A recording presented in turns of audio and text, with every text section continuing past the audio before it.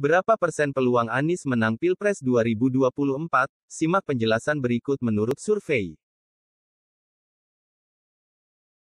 Gubernur DKI Jakarta Anies Baswedan dinilai punya peluang untuk memenangi Pilpres 2024 seandainya Gubernur Jawa Tengah Ganjar Pranowo tidak ikut dalam kontestasi. Hak itu diungkap dari hasil temuan survei Saiful Mujani Research and Consulting (SMRC) bertajuk Prospek Anies Baswedan di Pilpres 2024 yang dirilis pada Kamis tanggal 8 September tahun 2022. Direktur Riset SMRC Denny Irvani menyebut, jika pemilihan presiden diadakan sekarang dan yang maju hanya dua calon, yakni Anies dan Ketua Umum Partai Gerindra Prabowo Subianto, dengan asumsi semua pemilih tahu keduanya, maka perolehan suara keduanya bersaing ketat. Anies didukung 38% suara, bersaing ketat dengan Prabowo yang mendapatkan dukungan 41,5%, kata Denny dalam rilis surveinya.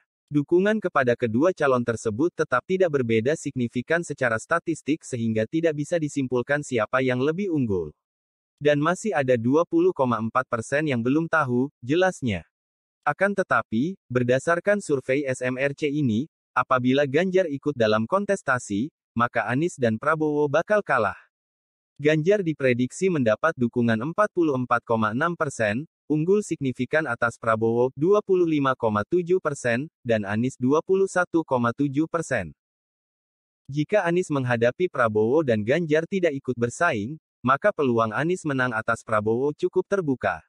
Namun jika Ganjar ikut bersaing, peluang Anies menang menjadi kecil, jelasnya. Survei SMRC ini dilakukan secara tatap muka pada 5-13 Agustus tahun 2022.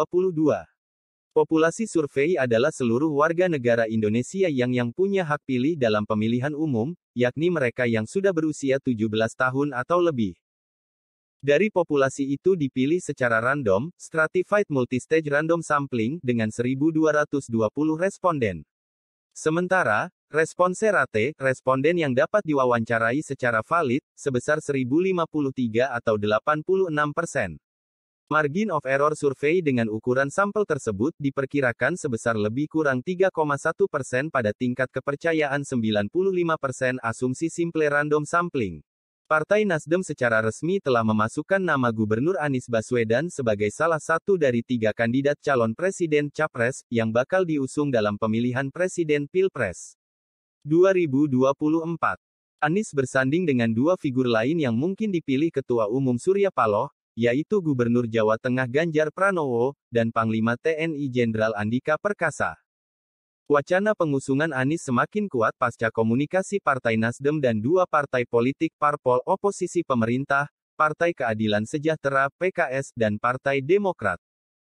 Namun, Anies Baswedan berbeda dengan beberapa figur capres lain seperti Prabowo Subianto, Airlangga Hartarto, Muhaimin Iskandar, Puan Maharani hingga Ganjar Pranowo. Perbedaan terletak pada status politik Anies Baswedan yang bukan kader parpol manapun. Wakil Ketua Umum Partai Nasdem Ahmad Ali menegaskan pihaknya tidak punya hasrat mengkaderkan figur yang akhirnya diusung menjadi capres.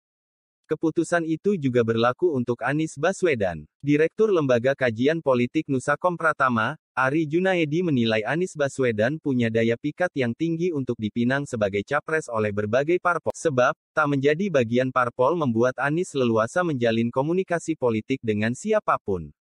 Ibarat perempuan cantik yang memikat banyak pria, dia bisa memilih pasangan yang tepat, tutur Ari. Apalagi, Anies disebut punya tingkat elektabilitas yang tinggi. Hasil berbagai lembaga survei memang menunjukkan elektabilitas mantan Menteri Pendidikan dan Kebudayaan, Mendikbud itu berada di zona 3 besar. Capaian tersebut, kata Ari, membuat Anies lebih bernilai di mata parpol ketimbang pimpinan parpol yang minim elektabilitas.